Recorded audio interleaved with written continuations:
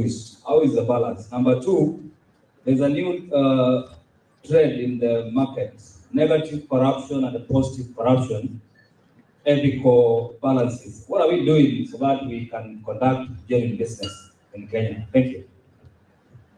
Okay, thanks, and please forgive me if you didn't have a chance to ask a question. We'll just allow, for the sake of gender parity, a lady to ask a question. They are first come, first come. Yes. Yes, and there is a mic coming, and please forgive me once again. Where you have to come again and again here. Very many questions. Thank you. I was really waiting to ask this question, and it's related to the previous question. I'm really looking from KKU Works. On the university, I know that there's been a directive to reduce the recurrent expenditure, the forthcoming budget, by up to 70, not more than 70% of the previous year allocations, that is for 2024, 2025. Now, my question is this going to stifle some institutions, very specifically universities, the older ones? And are there any special considerations being given instead of the blanket directive on the 70%? Thank you very, very much. And my apologies once again if you didn't get a chance to ask a question. Honorable.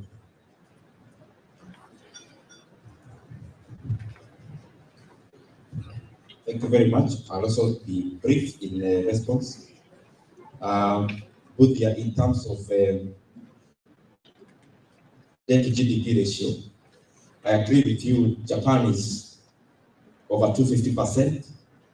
US is over 120%. Kenya is just around 70%. And now, when you talk about debt, there are four critical things to look at.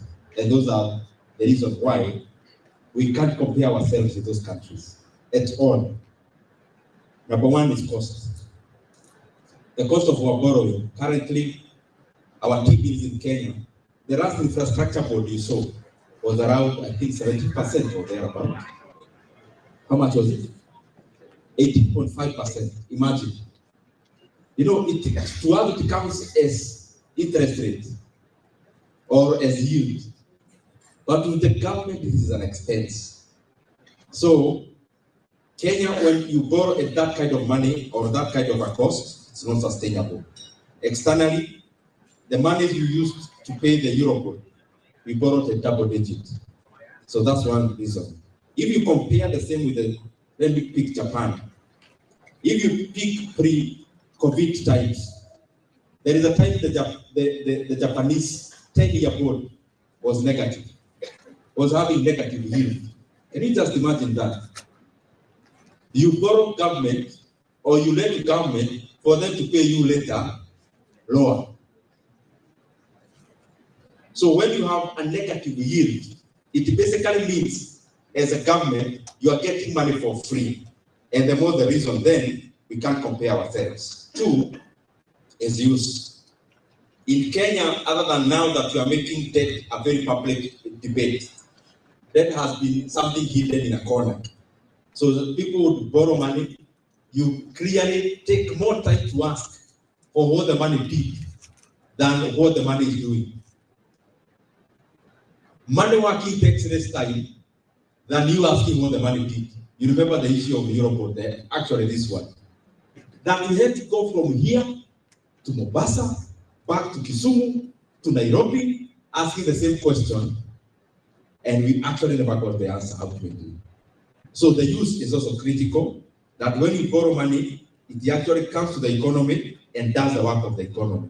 Three, majorly, there is a new animal called project finance, which for me is one of the areas that we must never borrow money from again. Because you borrow money as project finance or project debt, the person you are borrowing money from gives you condition. Condition number one, contractor is from our country. Second, raw materials from our country. Three, some personnel from our country.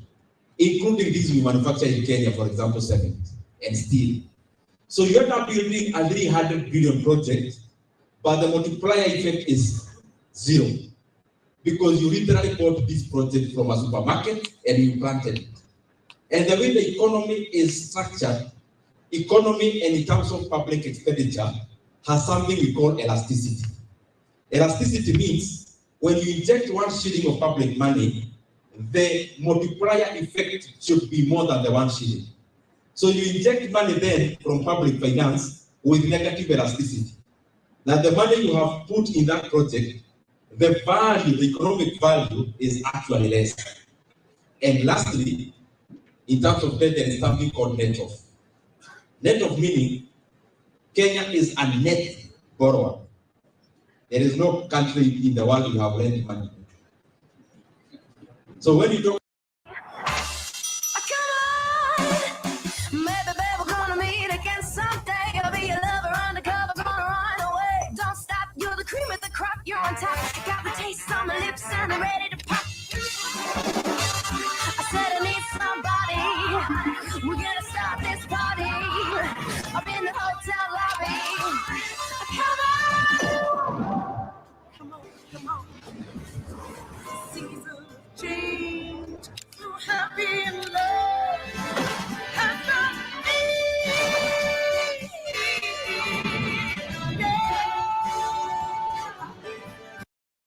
ukiondoa the pensions, US borrow a lot from domestically. In terms of external debt, Japan is the #1 lender to the United States of America. So if you do all those net offs, then you realize the figures reported are not exactly the net debt. Bwana Mwaneki, on non-remittance to universities, that I am very sorry about also. There has been a huge structural issue around universities, and I'm sure those have seen JKUAT is there in UON, and especially on the running side, not on the pension side. Let me not answer too much about the pension. On the running today. Universities, after the C+ maneno of taking all the C+ and above, our learning institutions are no longer the same again. They used to have a huge and dependable stream of self-sponsored students. Unfortunately, that is no longer the case. So, mahesabu yao mingi yalifikia hapo to my understanding. And actually, there is no university in Kenya that I know that has no stored project or pending bills. So the headache has been around the same issue I talked about before. Hapo mbeleni pia, our institutions became very aggressive in terms of expansion. And that aggressiveness also requires resources. Some went into borrowing. But then around the same time, the formula changed around admission of students. So I think that is something that I will do in justice to purport that I offer a solution. I can only offer my my communication on how or what we are doing. What we are doing is that we are trying to balance universities across all the other needs. And when you put them in a pool across all the other needs, they are important, yes, but when you have to talk about sending money for capitation to a primary school and giving a university money to finish a library, then some headache starts there. So I have avoided to be so direct because I see Bwana Jeremiah, about subsidy. Subsidy that we are told was there for fuel. I can tell you, it was subsidy that was never paid for. We have paid the money for fuel subsidy when I am the chairman of budget, by the way. In our first supplementary budget, we factored 44 billion Kenya shillings to pay for that subsidy that we are told that was there. Why? Because the country couldn't afford. Basically, that is the reason. The country could not afford fuel subsidy. You know, as a politician, as a president, it's very easy to please people, and especially during an election time, because you can pay any cost and any price. But unfortunately, some of these things are not feasible. Oga subsidy was given. We did an investigation We have never found any Kenyan who go to get 100 shillings. Maybe if there is one here, we can reopen the report to include your opinion. But the ones we went out to look for, there was no Kenyan who got Uga for 100, yet the country had spent 10 million shillings in Uga subsidy, including 100 million shillings that had been spent to go to shops to check the Uga prices. That alone spent 100 million.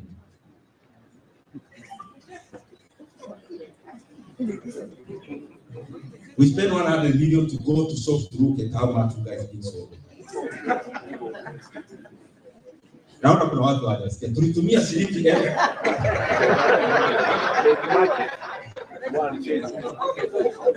So subsidy becomes a direct burden to government. And if you go back to the same discussion we've been having since morning, fiscal consolidation, you try to look for a space to accommodate subsidy. Clearly there is none. And that is why, from where I sit, even President Tito put it very well. Economically, you cannot manage an economy artificially. When you support shilling, that is artificial. That's what we were doing before. At some point, the cost becomes too unbearable to support the Kenya shilling. When you support domestic commodity prices, at some point, it becomes unbearable. So the reason why flexible, a free market is good. Free market meaning let the shilling determine its worth. Let Uga determine its worth in the market. And let exchange rate or interest rate determine its worth in the market. The reason why they are very critical economically, they act as shocks to themselves. When there is a shock in exports, then the currency is able to absorb that shock. When it is a brick wall and there is a shock, it hits the brick wall and boomerangs back. Boomerangs, to come back does not mean inapotea. It distorts the entire market. How? For example, when in Kenya we can come and say, tumeweka pesa ya unga, ya mchele, for example, or unga, is a big. What usually happens, price is the absorber of the shock. When the price is inflexible, there is a brick wall. So suppliers go and hit a brick wall. What they do is to cut on production. And in an economy, you better talk about higher prices than unavailability. The oil market is the same. The way Kenya does, they leave a margin for suppliers, even the formula for IPRA. Because if you don't want to get involved, you just put in a brick wall and you say, "Base, if it's the hamper," and you run. So the suppliers go and hit the wall. When you hit the wall, you start distorting the market by having missing markets. Missing markets where there are people we need to buy at the prevailing market price, but there are no people we need to sell. That becomes now a distortion in the market and is part of the market failure. Pending bill is the same about universities. I think I answered that. So Simon, the issue about stock market manipulation and money in the private hands, I agree with you. There is usually no debate about private is more efficient than public when it comes to the economy. There has never been a debate. In fact, I have not seen an economic theory, modern ones, that has a different view. Money in private hands are much more efficient. Then you ask, why is then the government taking more money from the private sector to the public sector? What we are trying to do is to put a solid base to the economy. Solid base is what? You have heard this so many times, so I don't want to repeat. In 2010, Kenya, in terms of revenue to GDP ratio, was around 20%. 20%. In fact, in 2008. Then the economy was rebased. After the economy was rebased, so the GDP, the revenue to GDP ratio fell a little bit because the economy was rebased upwards. So currently, Our revenue to GDP is 15 to 16%. So I don't know whether, and by the way, that year I got the president, Kibaki was the president. So I don't know 20% and this 15, who is actually taking more money from the private sector. But I understand your concern. The issue is that now here we have debts, okay? We have roads to complete. We have, Kenya, by the way, currently is more or less a social state. We cannot agree here now. Kenya, when you are doing budget, although a 40 billion for cash transfer, 40 billion shillings for cash transfer. You know the money, it seems little when you are receiving. Here you are 70 plus years and above, and severely disabled and orphans, we budget for 40 billion shillings. That is half the entire budget for domestic funding in roads. Imagine that, your 2000 aggregation is 40 billion. Education sector, which is free to a large extent, is this, in fact, the number one MPA that receives most of the money is PSC. In Kenya, the entire money that we allocate for education sector, coming financial year, 700 billion. 700 billion. That is a social investment. The money we put into health. So if you look at it to a large extent, Kenya, out of, when you democratize so fast, then people become conscious fast.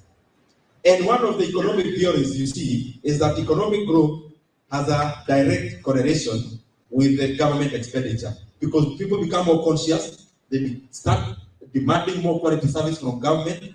So for government to keep up, they ask the same people for money. So that is the reason. Stock market, government has very little involvement in the stock market in Kenya, by the way. Because other than the companies that the government owns stakes, and they don't trade, because privatization laws are making it difficult. Government has very little involvement in our capital markets. And they are very efficient. By the way, what I said about shares was not part of the presentation. So if you had, it was a private conversation. I was just having a private conversation with each of you, that even me now, my little shillings, I'm looking more in the stock market than fixed. Why? Be greedy when others are fearful and fearful. At least we know now he never really loved us. He told me I was the favorite. You? I'm the eldest son. Loudest son. He told me good things come to those who wait. He told me I deserved to have something I could cherish forever. Fixed income, the maximum amount of money I can get is maybe a pyramid scheme. They give me 20%, 25% per year. I mean, logically, I'm not likely to get anywhere 20% per annum, logically speaking. But, and they're going to take me 5 years to multiple my money, times one only. For my money to get from 1 million to 2 million using fixed income, I have to be patient for 5 years. That's why I'm saying it's a private conversation, because it depends on your risk, whether your risk averse, risk appetite is what. But then I look at it the other side, and I leave the company, However much I wait, if I buy Kenya Power at 1.5, it's highly likely that it's highly likely to be get to 5 shillings at some day after looking at some fundamentals. How many multiples are those? That's what I get.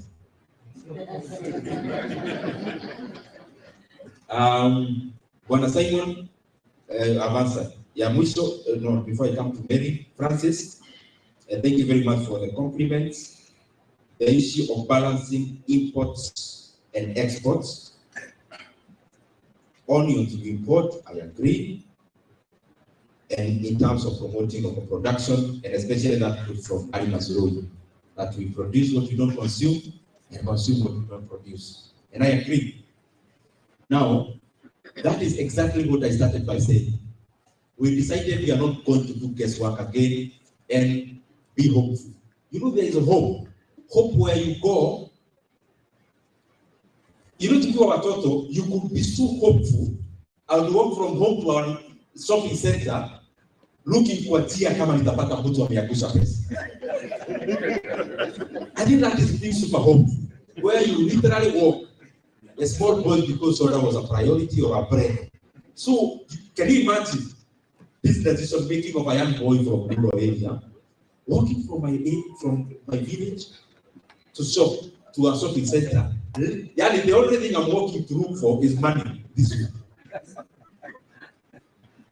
Now, I think it feels so hopeful that in one way or the other, nitapata mtu aliangusha 10 shillings or 20 shillings. Of course, it was not very forthcoming, but I'm trying to answer that question. We decided our country will no longer go looking for mtu ameangusha kitu.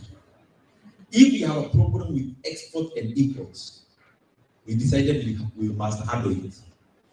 And handling is to itemize. You itemize. This actually part of G2G, government fuel, was part of that unbundling of the import side.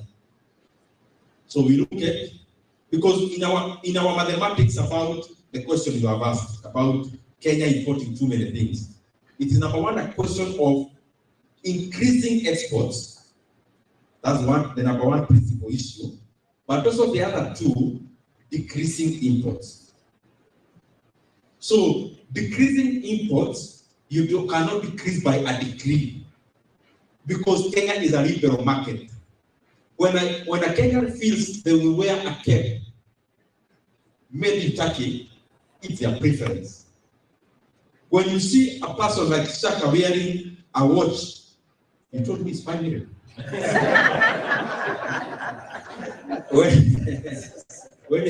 So when you see somebody wearing a watch, it's their preference. You can't do much. Kenya is very liberal, by the way, as a country. We are a very liberal society, where government never interferes with the decision making of an individual. So what do we do then? Since you can't do by decree, you do by kuzuia and persuasion that chief Gereza, making a person see value. So what we are doing is, the side of import, the best you can do is import substitution, because you cannot close Kenya from importing. The much you can do is to build a wall of tariffs, which they can also jump over, because even if you say a tariff of 100%, and somebody is willing to pay, it's a problem. So what you do is to import substitute. So you look at the catalog of imports. What is it that we can actually import substitute? And the more the reason I gave about oils. And so the others are the same. I do not belabor that point.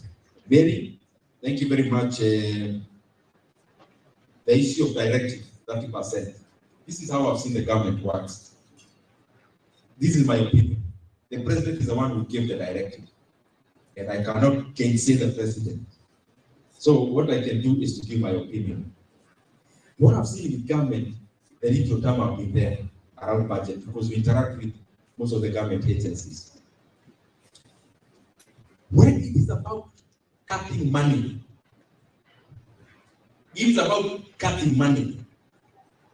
there is no scarcity of reasons.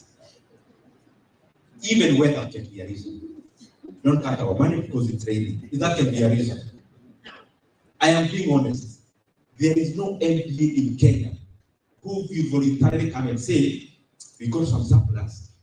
You guys, please give us a money to money next time. The money you gave us, we were basically never able to absorb. Even when you see in your figures, you gave them money that they couldn't absorb. They want more. I am also not trying to downplay it by saying some of the critical areas like universities could be suffering inadvertently. Unfortunately, my opinion is this. In government, when you show like there is a room for negotiation, it is no longer a policy. When you come up with a policy, let me just use, for example, a road. That ile barabara ya Mombasa Road ni a toll ni kulipa. That's a policy, in quotes. That if you take your aid, you pay. When you start saying some people will not pay, you basically get that road. So in Kenya, it's the same. That's what I've seen. That if you give a policy and you start saying, universities are very critical, they should be part of it, next will be the other parastatal, the other one, and everyone will be in. Maybe that's why we are so rigid. The government is so rigid on that. Fortunately, we have been able to see some of the MPAs towing the line properly. All this money we are tunaokoa, hakuna inakuja kwa mfuko yangu, inaenda kwa Wakenya, na Wakenya ni sisi ambao tuko hapa. It is that road to your rural area that will be built. It is that school that you went to that will be modernized.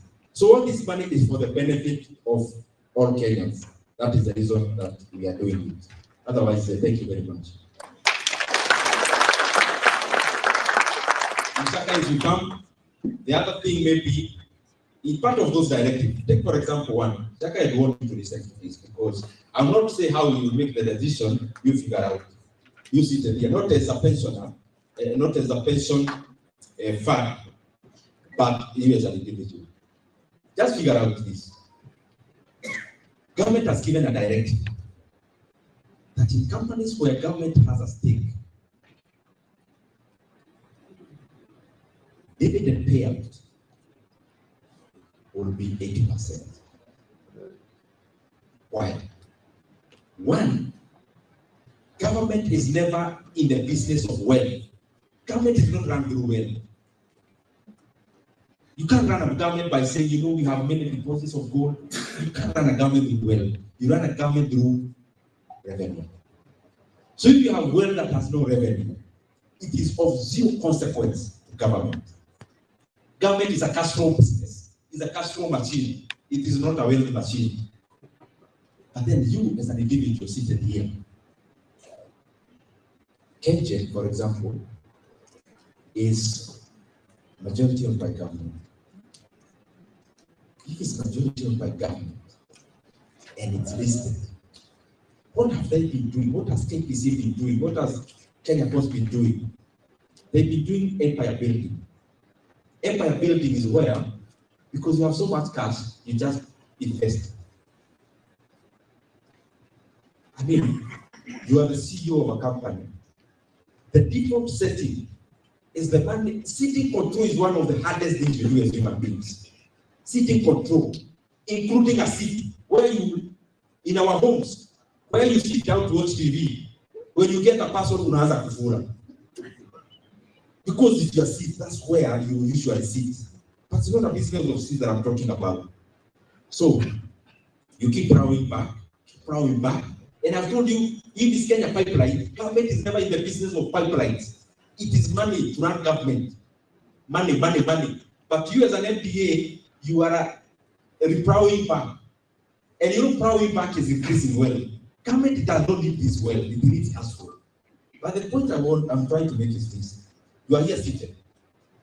There are companies in Kenya, government owns stakes. And they are listed. And there is a directive to pay 80% dividend payout. And government is one of the shareholders. But you are not restricted from being a shareholder either in a listed company. Think about that.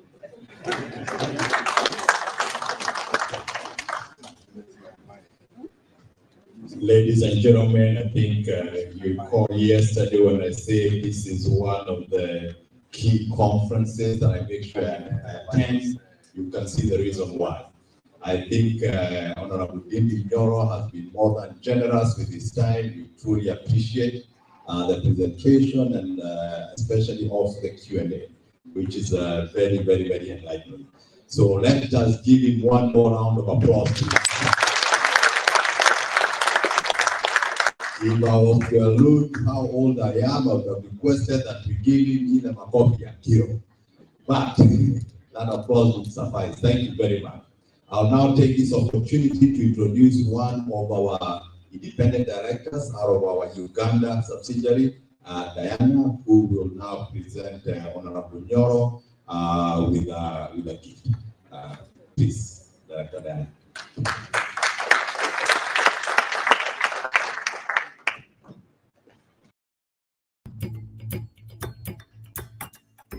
Nimevutiwa sana na fursa ambazo zipo katika eneo ambalo mimi nalifanyia kazi la mawasiliano, na wote ambao nimeongea nao wanani encourage na wananihimiza hata kuanzia next week nipate kurudi hapa ili niweze kuendeleza nao a number of meetings tulizozianzisha pamoja na kuweza kuona nini tunachoweza kukifanya pamoja. Mamlaka ya mawasiliano hapa, mamlaka ya anga nchi hii, wote wameonekana kabisa wana uhitaji wa mimi kurudi hapa, na tayari tumesha schedule timelines kwa ajili ya kufanya online meetings kuanzia next week na kuona namna gani tutaweza kuendelea kuweza kufanikisha yale ambayo wanayahitaji kutoka kwangu as of next week.